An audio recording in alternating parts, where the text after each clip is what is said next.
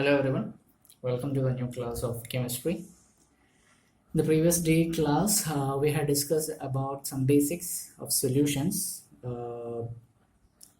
what is the definition of a solution and what are the different types of solution that can be placed on the basis of solvent and solute, right? आज हम discuss करेंगे the ways in which a solution is actually expressed. It's a expression concentration of solutions. I pardon, actually it's solution. Okay, solution को आप कैसे express कर सकते हैं, थोड़ा करेक्शन है, आप कर लेना. अलग अलग तरीके से हम सॉल्यूशन को डिस्क्राइब कर सकते हैं या एक्सप्रेस कर सकते हैं. There are different ways to express that. First way is the mass percentage, जिसको हम वेट बाय वेट के हिसाब से एक्सप्रेस करते हैं, mass percentage. So what is the mass percentage? It's nothing but the mass of the component in the solution. जिस किसी भी कंपोनेंट का मास लिया जाता है, उसका मास टुवर्ड्स और total divide by total mass of the solution into 100 इसलिए लिया गया बिकॉज ऑफ द परसेंटेज. अब कैसे ये माना जाता है कि यही होगा? लाइक फॉर इंस्टेंस अगर देखा जाए, अगर आपके पास एक सॉल्यूशन है जिसमें बताया गया है it has 10% glucose in water by mass, मतलब 10 ग्राम ग्लूकोज आपको 90 ग्राम वाटर में मिलेगा. मतलब पूरा 100 ग्राम सॉल्यूशन अगर आप समझो तो 10 ग्राम एक्चुअली ग्लूकोज का होगा, बाकी जितना भी होगा 90 ग्राम वो एक्चुअली वाटर का होगा. That is the meaning of 10% glucose in water, means 10 gram of glucose and 90 gram of water in that particular solution. बड़े बड़े जो मेडिकल इंडस्ट्रीज होते हैं, बड़े बड़े मेडिकल फैक्ट्रीज में जो चीज़ों को बनाने की जो इंडस्ट्रीज होती है, वहाँ पर इस पर्टिकुलर टर्मिनोलॉजी का यूज़ किया जाता है. Okay, the next terminology for representing a solution is the volume percentage. So actually what is a volume percentage? Volume percentage is nothing but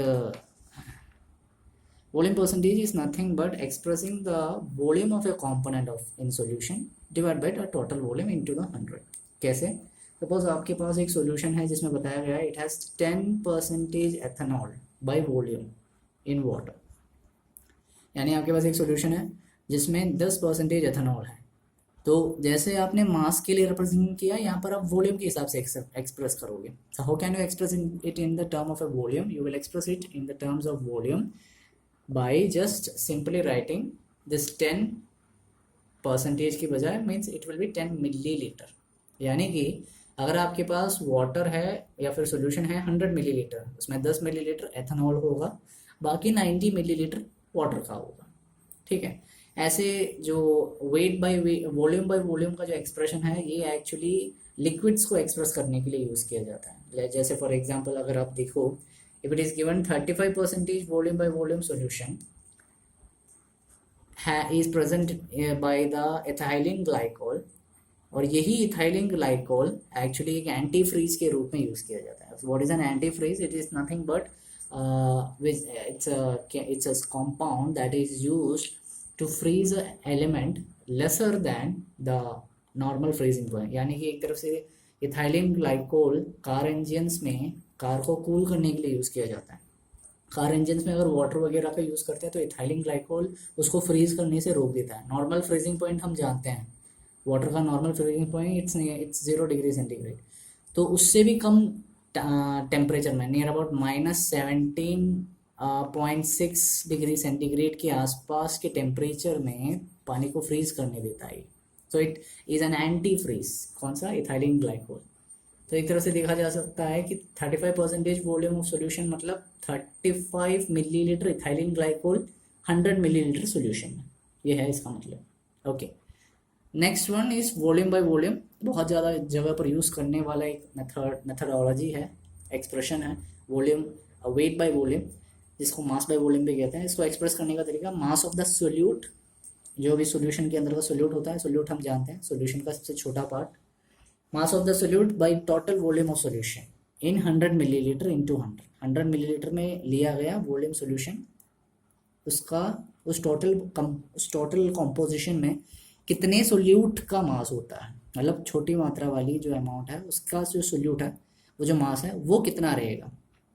that percentage is actually mass by volume percentage. आपने अगर देखा होगा कि like कुछ दवाइयाँ अगर आपने देखी होगी, या फिर कुछ फार्मेसी से लाए गए कुछ ड्रग्स अगर आपने देखे होंगे, ऑइंटमेंट्स वगैरह, इनके इनमें अगर आपने ध्यान से देखा हो, मतलब इसका कंटेंट अगर आपने देखा है कभी, then you can see very clearly it will be represented usually by the W by V, या फिर वेट बाई वॉल्यूम टर्म्स, जैसे कि 25 वेट बाई वॉल्यूम, जैसे फॉर एग्जांपल हाइड्रोजन क्लोराइड। अगर ऐसा दिखा तो इसका मतलब ये हुआ कि 100 मिलीलीटर हाइड्रोजन क्लोराइड सॉल्यूशन में 50 ग्राम का हाइड्रोजन क्लोराइड आपको दिखेगा। 100 मिलीलीटर अगर आपके पास एक सॉल्यूशन है तो उसमें 25 ग्राम का हाइड्रोजन क्लोराइड आपको दिखेगा। That is the meaning of weight by volume percentage. Okay, I think it's clear to you. So the next expression, मतलब method by which concentration of an solution is expressed is the parts per million, जिसको ppm कहा जाता है। ppm, parts per million। what is parts per million? आपके पास जितना भी solution है उसमें आपके पास जो सोल्यूट रहता है उसका नंबर ऑफ पार्ट्स, कितने नंबर ऑफ पार्ट्स, नंबर में इसको रिप्रेजेंट किया जाता है। जितने पहले आपने देखे थे वो परसेंटेज में रिप्रेजेंट करते हैं, यहाँ पर टोटल नंबर में रिप्रेजेंट किया जाएगा। सोल्यूट जितना भी रहेगा उस सॉल्यूशन के अंदर, ऑफ द सॉल्यूशन के अंदर जितना भी सॉल्यूशन के अंदर नंबर ऑफ सोल्यूट रहेंगे, जब नंबर ऑफ पार्ट्स रहेगा, that divided by the total number of parts of all component. ठीक है, दो करेक्शन मैंने अभी आपको बताया था। एक यहाँ पर अभी एक सॉल्यूशन का लिख लेना, थोड़ा पीडीएफ में भी मैंने वैसे ही लिखा है तो उसमें करेक्शन मैं अब नहीं कर सकता। So you just do the correction yourself when you get the PDF. Solution यहाँ पर, और एक जो हेडिंग आई थी उसमें भी सॉल्यूशन आएगा। ओके, सो कितने सोल्यूट के पार्ट्स हैं divide by the total parts of a component. Okay, कैसे? फॉर एग्जांपल सपोज हमारे पास 1 litre sea water, for example, इस 1 लीटर सी वाटर के अंदर नियर अबाउट 6 × 10⁻³ ग्राम ऑक्सीजन मौजूद है। अब इसको थोड़ा डिफरेंट तरीके से पार्ट्स पर मिलियन के हिसाब से एक्सप्रेस करने के लिए इसको हम दूसरे तरीके से भी लिख सकते हैं। 6 की जगह एक्यूरेट अगर बताया जाए तो 5.8 ग्राम पर 10⁻6 ग्राम हमारे पास सी वाटर में ऑक्सीजन मौजूद, यानी कि 5.8 पार्ट्स पर मिलियन हमारे पास मौजूद है क्या? ऑक्सीजन। किसमें? सी वाटर में। यानी कि ऐसे कह सकते हैं कि 1 लीटर सी वाटर में 5.8 ppm ऑक्सीजन मौजूद है। इस ppm को आपने कई बार देखा होगा, दिल्ली में जब पोल्यूशन वगैरह अगर रिपोर्ट्स आता है तो हमेशा ppm वगैरह का यूज़ होता है। तो एटमॉस्फेयर के पोल्यूटेंट्स के कॉन्सेंट्रेशन या वाटर का कॉन्सेंट्रेशन बताने के लिए, वाटर में पोल्यूटेंट्स का कॉन्सेंट्रेशन बताने के लिए ppm का यूज़ किया जाता है। जैसे सपोज दिल्ली, जब न्यूज़ आप देखते हो तो दिल्ली में कार्बन मोनोऑक्साइड की क्वांटिटी 14.6 ppm है, या फिर 3.7 ppm है, मतलब उतना कार्बन डाइऑक्साइड या कार्बन मोनोऑक्साइड मौजूद है उस एटमॉस्फेयर, ये बताया गया। And it is also expressed by microgram पर मिलीलीटर। इस तरीके से भी इसका एक्सप्रेशन दिया जा सकता है। So that's about the parts per million, which is a method to express the concentration of the solution. The next method is the most interesting one. इसलिए इंटरेस्टिंग वन कहूँगा क्योंकि ये बहुत ज़्यादा जगहों पर यूज़ किया जाने वाला एक मेथड है, मोल फ्रैक्शन। मोल फ्रैक्शन हमेशा एक रिप्रेजेंट किया जाता है बाय राइटिंग xi, जहाँ पर x मतलब मोल फ्रैक्शन को रिप्रेजेंट करना है एक्चुअली, एंड i मतलब किस कॉम्पोनेंट को आप ले रहे हो उसका मोल फ्रैक्शन। इसके जब न्यूमेरिकल्स जब हम करेंगे, एक न्यूमेरिकल है इसका, इससे रिलेटेड, तब आपको पता चलेगा कि डिटेल में थोड़ा और पता चलेगा कि इसको कैसे फाइंड आउट करते हैं, ये फाइंड आउट करने का तरीका भी क्या है। ओके, तो how can you find a mole fraction of a component? It is nothing but कितने मोल्स मौजूद है एक कॉम्पोनेंट में। मोल्स क्या है वैसे? Suppose if you are asked what is a mole of a compound, 1 mole of a compound means क्या हो सकता है? That mass of the object, मतलब कितना मास होता है उस वस्तु का, mass of the substance, divided bye क्या हो सकता है, याद होगा शायद तक आपको, एटॉमिक मास या फिर mass number. This is actually the mole of a substance. 1 mole of a substance मतलब mass of the substance by atomic mass. तो वो होता है मोल। तो मोल फ्रैक्शन मतलब एक कंपोनेंट के नंबर ऑफ मोल्स बाय कितने टोटल नंबर ऑफ मोल्स उस कंपोनेंट्स में मौजूद है। ये भी एक तरह से परसेंटेज एक्सप्रेशन ही एक फ्रैक्शनल एक्सप्रेशन है, डेसिमल वैल्यू में इसकी वैल्यू मिलेगी। ओके, जैसे आपने मास परसेंटेज या वॉल्यूम परसेंटेज या मास बाय वॉल्यूम परसेंटेज आपने पढ़ा था, वो सारा परसेंटेज में था। ये it's a numerical value, fraction या फिर डेसिमल वैल्यू में इसकी आंसर मिलेगी। सपोज आपके पास एक सॉल्यूशन है, ये एक्चुअली रिप्रेजेंट क्या करना चाहता है ये, वैसे आपके पास एक सॉल्यूशन है जिसमें आई नंबर ऑफ कंपोनेंट्स है, तो उसको आप कैसे मोल फ्रैक्शन फाइंड करोगे? कुछ इस तरीके से, X I which is equal to N I divided by N1 plus N2 plus N3 plus N4 etcetera N I. तो एन आई एक पर्टिकुलर कॉम्पाउंड 1 2 3 जितना भी नंबर ऑफ कॉम्पाउंड था उसका, divided by sigma N I. Sigma मतलब हम जानते हैं स्टैटिस्टिक्स में हमें पढ़ा हुआ है, सिग्मा मीन्स टोटल, समेशन जिसे कहते हैं, सम करना। टोटल कितने नंबर ऑफ कॉम्पोनेंट्स है सारा का मोल, नंबर ऑफ मोल, और न्यूमरेटर में the number of mole of that particular component जिसका हम फाइंड कर रहे हैं। जैसे फॉर एग्जांपल अगर देखा जाए, एक कॉम्पोनेंट है हमारे पास जिसका सॉल्यूशन का एक बाइनरी सॉल्यूशन है हमारे पास जिसमें मिक्सचर के कॉम्पोनेंट्स है ए बी। अगर आपसे पूछा गया है मोल ए का मोल फ्रैक्शन फाइंड करो, तो क्या फाइंड करो, कैसे फाइंड करोगे आप? X A equals N A divided by N A plus N B. A का mole fraction divided by total mole fraction, that is mole fraction of A. B का mole fraction कैसे find करोगे? Mole fraction of B divided by total mole fraction, N B divided by N A plus N B, बस that's all. This is about mole fraction. And सबसे interesting वाली बात mole fraction के बारे में वो अभी बताएंगे, जस्ट अ मिनट। और सबसे इंटरेस्टिंग वाली बात जो मैंने आपको कहा था कि मोल फ्रैक्शन के बारे में, आप जितने भी कॉम्पोनेंट्स लो, whatever the component you take, whether it may be A, B, C, 1, 2, 3, whatever the component you take, the mole fraction of the complete solution will be always 1। यानी कि अगर आपके पास ए बी सोल्यूशन था, उस component के अंदर solution में ए component भी है, बी कॉम्पोनेंट भी है, ए का मोल फ्रैक्शन और बी का मोल फ्रैक्शन जब आप ऐड करोगे आपको आंसर हमेशा 1 मिलेगा। ठीक है, that is all about mole fraction. So it's a method of expressing the concentration of a solution. Next 2 methods सबसे इंपॉर्टेंट है इस चैप्टर की बेसिस पे। अगर देखा जाए न्यूमेरिकल्स बहुत सारे पूछे जा सकते हैं इसके बेसिस पे भी, और मोल फ्रैक्शन अभी जब आपको बताया था उसके बेसिस पे। और आने वाले चैप्टर्स में ये थोड़े बेसिक एप्लीकेशंस भी इसके यूज़ किए जाते हैं। ओके, मोलैरिटी, दोनों वर्ड एक जैसे हैं, अगर आप देख सकते हो यहाँ पर। वन इज, इसको ऐसे रख देते हैं, okay. One is molarity, MOLARITY. Another one is molality, MOLALITY. दोनों का difference is mainly basis of the formula and definition. Molarity is nothing but the number of moles of solute per the volume of solution in liter. Total volume of solution is liter. Molarity क्या होता है? Total आपका solution जितना भी है उसका litre में जितना भी वॉल्यूम लिया गया है, उतने वॉल्यूम ऑफ सॉल्यूशन के अंदर सोल्यूट का नंबर ऑफ मोल्स कितना है, that is known as molarity. मतलब आपके पास एक सॉल्यूशन है जिसमें सोडियम हाइड्रोक्साइड मौजूद है, ठीक है, सोडियम हाइड्रोक्साइड सॉल्यूशन आपके पास मौजूद है, that is the solution that you have. बताया गया है इट हैज 0.25 मोल पर litre solution of sodium hydroxide NaOH। यानी कि 1 लीटर में सॉल्यूशन जितना भी था उस 1 लीटर सॉल्यूशन के अंदर आपके पास 0.25 मोलैरिटी का सोडियम हाइड्रोक्साइड मौजूद है। यानी कि 1 लीटर के अंदर आपके पास 2.25 मोल्स सोडियम हाइड्रोक्साइड मौजूद है। इसको अलग अलग तरीके से रिप्रेजेंट किया जाता है, मोल पर लीटर या मोल लीटर इज टू -1 या 0.25 मोल, अलग अलग तरीके से रिप्रेजेंट किया जाता है। इसका सभी का रिप्रेजेंटेशन का मतलब एक ही है, the 1 liter volume solution whatever you have taken, in that you have 0.25 moles of sodium hydroxide. That is what is represented by the molarity.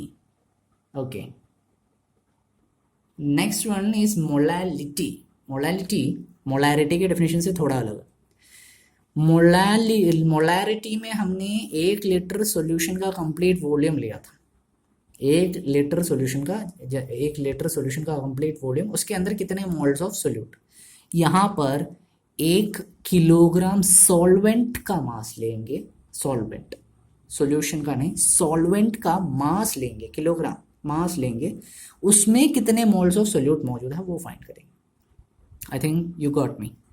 अगर एग्जांपल के साथ अगर एक्सप्लेन करके बताया जाए, 1 molality of solution of potassium chloride KCl, मतलब 1 मोल potassium chloride जो 1 kilogram of water में डिसॉल्व किया गया है, 1 किलोग्राम वाटर में, 1 किलोग्राम ऑफ वाटर में 1 मोल ऑफ पोटेशियम क्लोराइड जो डिसॉल्व किया गया है, उसे रिप्रेजेंट करके बताया जाता है मोलैलिटी के द्वारा। I think my point is very clear, very crystal clear to all you guys. Okay, those who are watching this video for the first time, इसके कमेंट बॉक्स में इसके नोट्स मिल जाएंगे, थोड़े करेक्शंस बताए थे स्टार्टिंग में, जो just corrected by yourself, and notes आपको इसी के PDF लिंक के रूप में एक लिंक मिलेगा आपको in the comment box. Access that through Google Drive account and download the PDF and write your notes regularly. Okay. तो इतनी सारी चीज़ें थी किसके बारे में, the concentration, expression of the concentration of solution, solution को एक्सप्रेस करने के अलग अलग तरीके, है ना।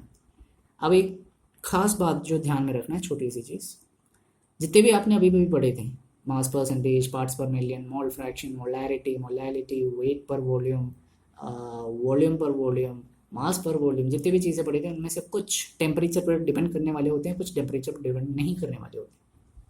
जैसे for example mass percentage volume पर डिपेंड करेगा, नहीं डिपेंड कर रहे हैं। पार्ट्स पर मिलियन, वो भी नहीं डिपेंड करता। मोल फ्रैक्शन, वो भी नहीं डिपेंड करता। मोलैलिटी, ये भी नहीं डिपेंड करता। ये सारे के सारे टेम्परेचर पर डिपेंड नहीं करते हैं। इसलिए टेम्परेचर पर डिपेंड नहीं करते हैं क्योंकि जो टेम्परेचर रहता है वो हमेशा मास पर डिपेंड करता है, ठीक है। टेम्परेचर जो ज़्यादातर रहता है वो मास पर डिपेंड नहीं करता, वो ज़्यादातर वॉल्यूम पर डिपेंड करता है। So it is independent of temperature, ये टेम्परेचर इंडिपेंडेंट है। इतने सारी चीज़ें, बाकी जो चीज़ें हैं they are function of temperature.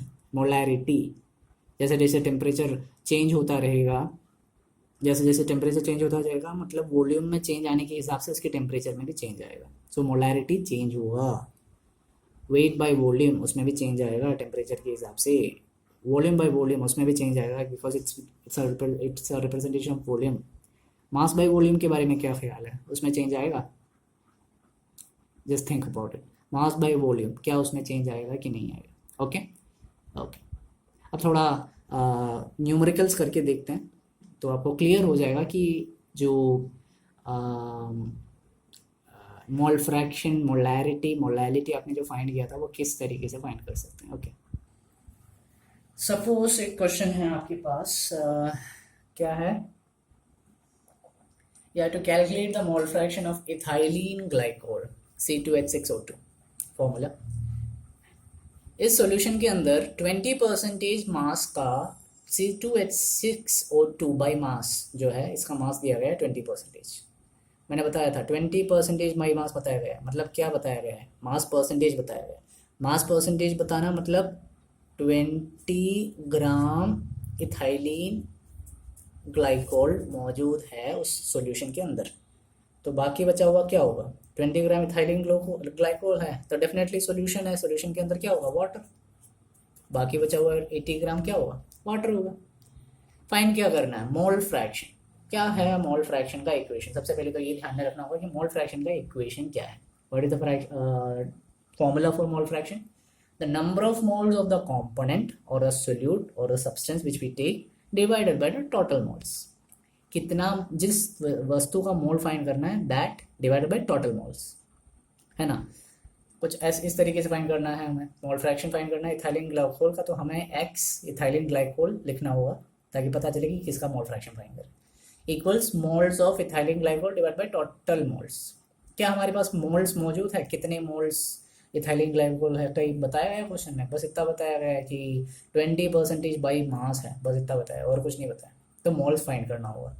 Moles find करने का इक्वेशन अभी अभी जस्ट बताया था। एक वस्तु का मोल कैसे फाइंड करते हैं? कितना मास उस सब्सटेंस का divide by the molar mass या एटॉमिक मास। कितना मास दिया गया है? 20 ग्राम डिवाइडेड बाय कितना है इसका नंबर ऑफ मोल्स या फिर एटॉमिक मास। कैसे फाइंड करेंगे एटॉमिक मास? हर एक एटम का, हर एक मॉलिक्यूल का हमें मास नंबर जानना ज़रूरी है। कार्बन का मास नंबर 12, हाइड्रोजन का 1, ऑक्सीजन का 16। तो टोटल मास कितना होगा, मास नंबर कितना होगा?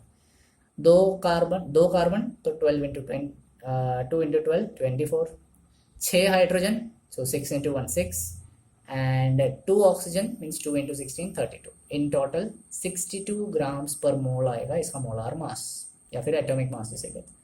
सो 20/62 नियर अबाउट 0.322 मोल्स।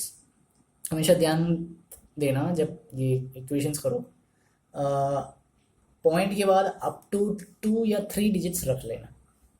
3 डिजिट्स रखोगे थोड़ा सा एक्यूरेसी ज़्यादा मिलेगा।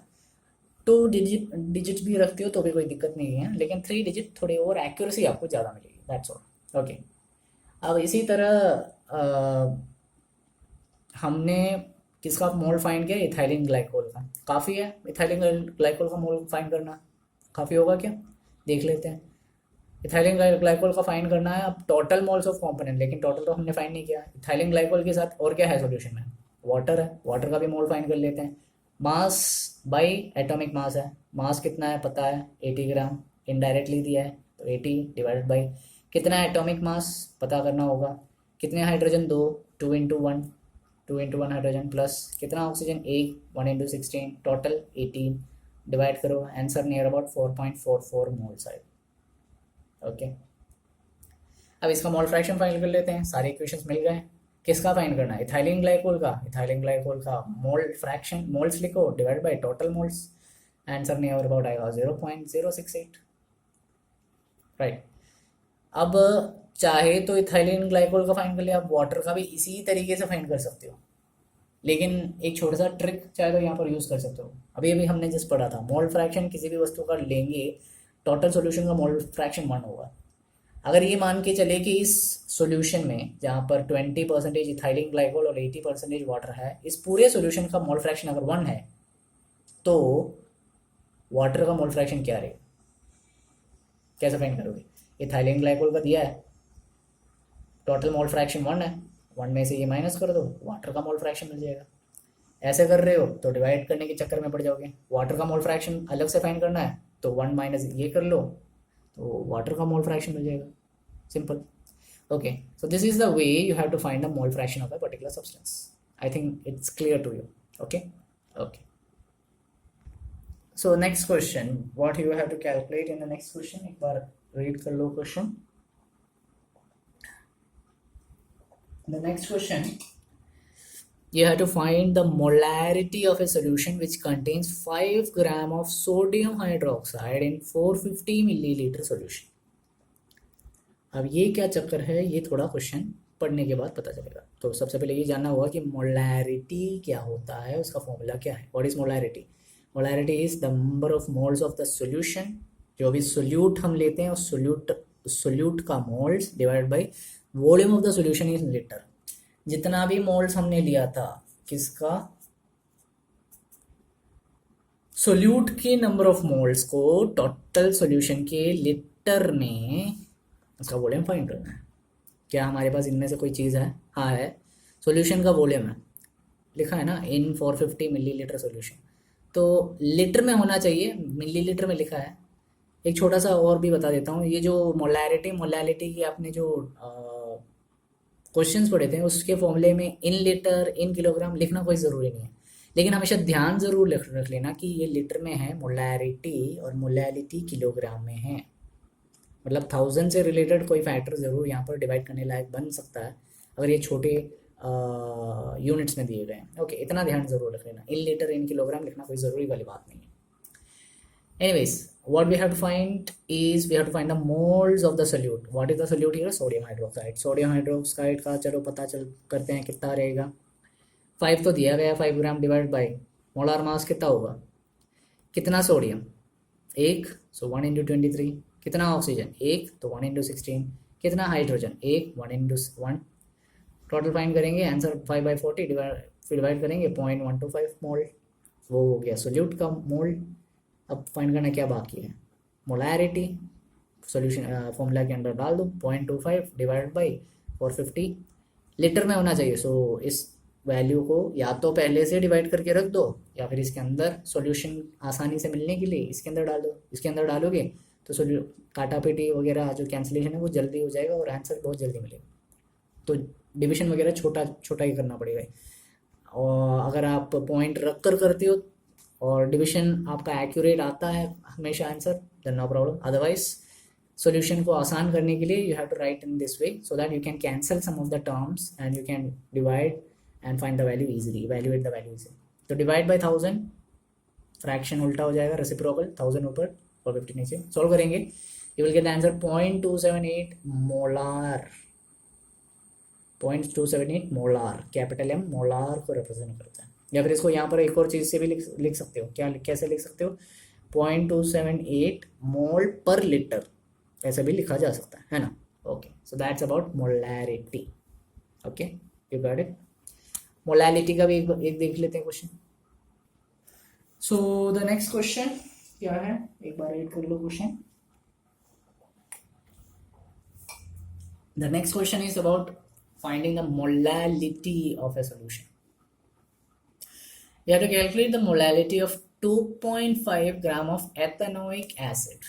Ethanoic acid CH3COH।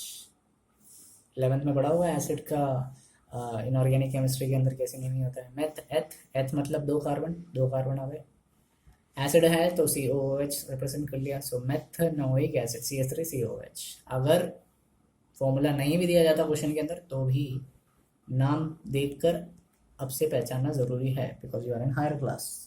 Okay, in 75 gram of benzene के अंदर 75 ग्राम बेंजीन के अंदर 2.5 ग्राम एथेनॉइक एसिड की मोलैलिटी क्या है। यानी कि मोलैलिटी पहले देखना पड़ेगा कि फॉर्मूला क्या है। सोल्यूट का मोल divided by mass of the solvent in kilogram. Solvent दिया है कितना, किसका? बेंजीन है सॉल्वेंट, साफ साफ क्लियर है, लेकिन मास किलोग्राम में होना ज़रूरी है तो इसको थोड़ा किलोग्राम में चेंज कर लेंगे, कोई बात नहीं। मोल्स ऑफ सोल्यूट दे रखा है, नहीं दे रखा है, मास दे रखा है 2.5 ग्राम मास, किसका? सोल्यूट का, एथेनॉइक एसिड। तो मोल्स फाइंड कर लेते हैं, क्या होगा? 2.5 डिवाइडेड बाई, फाइंड कर लेते हैं, चलो एटॉमिक मास फाइंड करना पड़ेगा ज़रूर, मोलार मास जिसे कहते हैं। क्या होगा? कितने कार्बन? 2, सो 2 × 12 प्लस कितने ऑक्सीजन? 2, सो 2 × 16 प्लस कितना हाइड्रोजन? 3 + 1 4, 4 × 1 4, टोटल 60। सॉल्व करेंगे 2.5 by 60, you will get answer 0.0417 moles. Up to 3 points, point के बाद अप टू 3 वैल्यूज या 2 प्लेसेस तक ले सकते हैं, that much mole. That is the mole of the solute, किसका? Ethanoic acid. अब इसकी मोलैलिटी फाइंड कर लेते हैं, कितना रहेगा मोलैलिटी, क्या रहेगा इसका? ओके, क्या रहेगी इसकी molality? Number of moles divide by mass of the solvent कितना है? 75 ग्राम बेंजीन। तो 75 ग्राम तो नहीं लिख सकते हैं, इसलिए 1000 से डिवाइड करेंगे जैसे पहले बताया था, या तो कैंसिल करके यहीं पर ही डिवाइड करके रख दो पॉइंट डेसिमल में, सॉल्यूशन फाइंड कर लेना। Otherwise write it in an elaborate way. कभी कभार ये जबान भी टंग ट्विस्टर बन जाता है। ओके, सो 75 नीचे 1000 ऊपर, सॉल्यूशन सॉल्व करेंगे, near about you will gate 0.55 molal इसका आंसर। पहले वाला था मोलार कैपिटल एम, ये था मोलाल स्मॉल लेटर है। या फिर इसको यहाँ क्या लिख सकते हो, और मोल्स पर किलोग्राम वो भी लिख सकते हो, ठीक है। So this is about the question which we had discussed. अब एक होमवर्क रहेगा आप लोगों के लिए, मैंने लिखा नहीं है but you have to do yourself. ये एक्चुअली टेक्स्ट बुक के एग्जाम्पल्स हैं, अगर आप ध्यान से देखो तो ये तीनों के तीनों टेक्स्ट बुक के एग्जाम्पल्स हैं। ये 2.3 है एग्जाम्पल नंबर। इस 2.3 एग्जाम्पल नंबर के नीचे एक छोटा सा बॉक्स रहेगा जहाँ पर आपको कुछ क्वेश्चंस दिखेंगे। आई थिंक 4 या 5 क्वेश्चंस उसमें हैं। You have to do those questions in your homework in your chemistry notebook. Okay, if you have any doubt in those questions, you just ask in the comment box. Okay, so I hope you enjoyed the class, and stay safe at your homes and prepare yourself each and every time with the notes. Okay, हमेशा notes prepared रखिए, पढ़ते रहिए। Hope you enjoyed it. Thank you. and also have a nice day.